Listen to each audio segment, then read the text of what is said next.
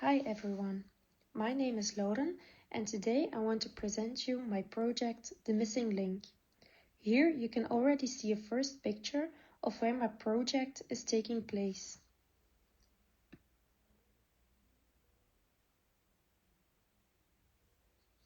First I'll start with explaining my fascination. What I prefer to do is sports, and more specifically volleyball. During Corona I also discovered a second fascination, namely taking a nice walk with my dog in the nature. In Limburg there are several nature areas such as Bosland, National Park and Maasvallei with its beautiful nature. Unfortunately, there is no link between these areas. The cycling route is too long, which means a combined visit is not possible. Siberia can offer a solution.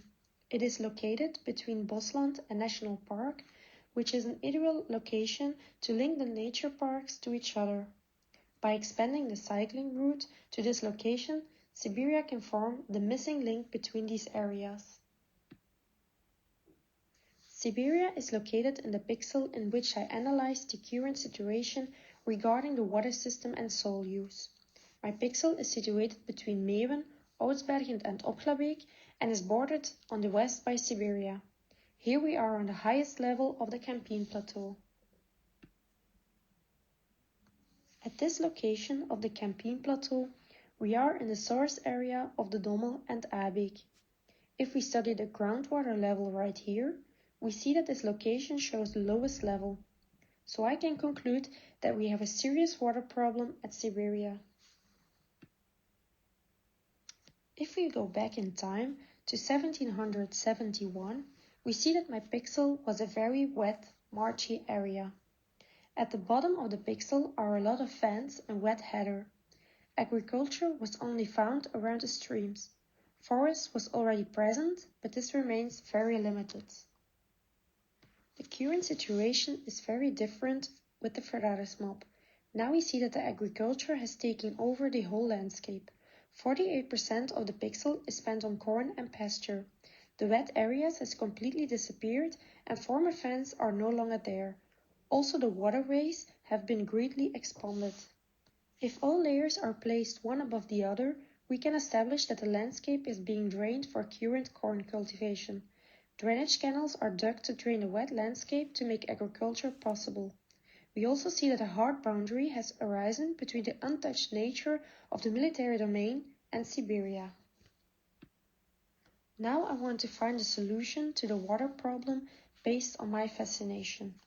So, my design question is, how can nature recreation offer a solution for the increasingly drying up of the landscape so that the impact on the current socio-economic life is minimal? The most important aspects in nature recreation area that focuses on water infiltration are in the first place fens and nature. This is linked to the sport and more specifically kayak. Hiking trails are provided for easy access to the domain. Lizelde and broekbos are the new crops for the farmers, and each farmer also has holiday homes that make a multi-day trip to Siberia possible.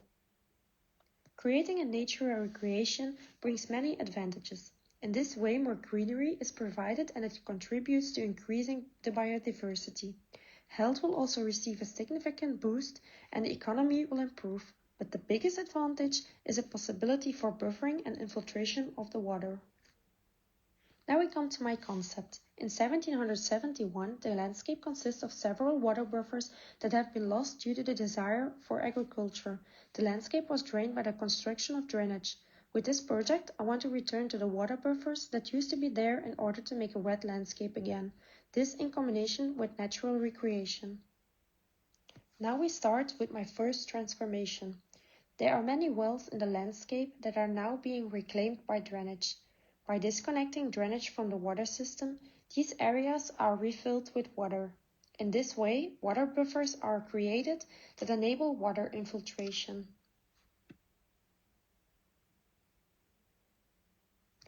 As a second transformation, we see that wet spots are formed in different locations. The water buffers are surrounded by wet zones, so this area becomes swampy again.